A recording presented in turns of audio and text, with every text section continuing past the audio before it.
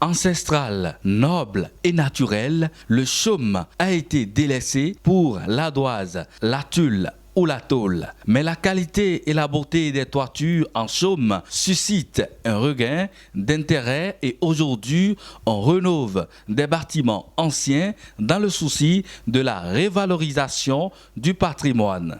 Et c'est d'ailleurs le cas des palais royaux d'Abomey qui sont en chantier. Adrien Bougard est le chef des chaumiers qui sont en apprentissage sur le chantier, nous donne quelques explications sur ce métier. Ma présence aujourd'hui consiste à augmenter les compétences de formation pour les chaumiers, principalement les chaumiers du Zou, dans le cadre de la réhabilitation des palais royaux d'Abomey.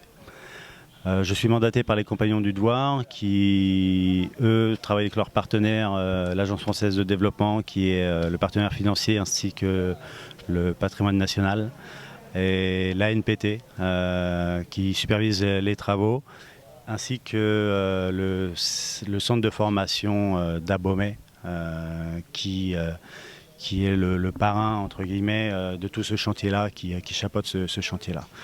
Donc là derrière moi vous voyez mes 18 apprenants qui ne connaissaient pas la matière en arrivant.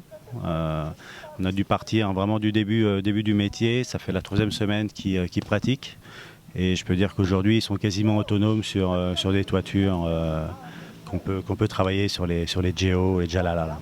Michel Bougard, le père de Adrien, nous apporte la lumière. Aujourd'hui, nous avons un métier manuel et un métier qui est vu du public et dont chaque ouvrier peut être fier de sa réalisation.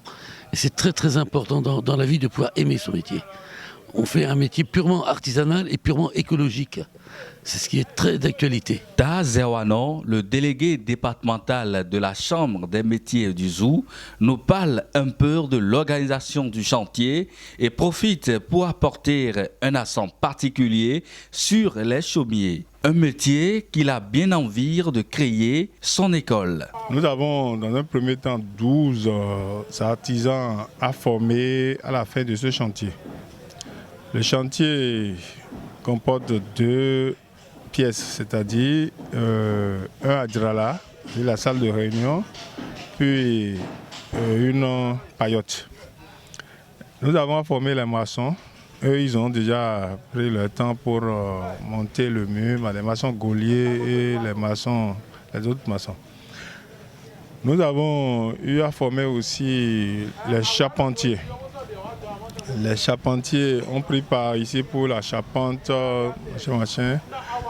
Les menuisiers ont aussi pris part là pour la réalisation des portes et fenêtres. Et nous avons des électriciens actuellement sur le chantier. Nous avons les sculpteurs aussi. Et puis nous avons ceux-là qui font bas-relief, eux, ils ont commencé hier. Nous avons enfin les chaumiers. Les chaumiers sont sur le chantier, ils sont en train de faire la couverture en chaume, ce qui est rare, très rare, parce que nos arrière-grands-pères ont toujours fait la couverture en chaume, mais ça disparaît en faveur des tôles, des bacalus, des dalles, tulles, etc. Alors que quand nous parlons de la réhabilitation des musées, il faut maintenir les matériels locaux. L'un des chaumiers en apprentissage nous donne ses impressions sur ce métier.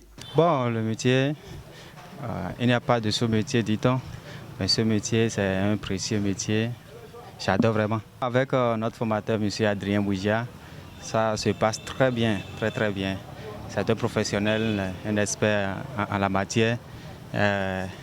Avec lui, ça va. Le chaume est un produit purement naturel et cela se reflète sur votre santé et votre habitation durable, écologique et charmant.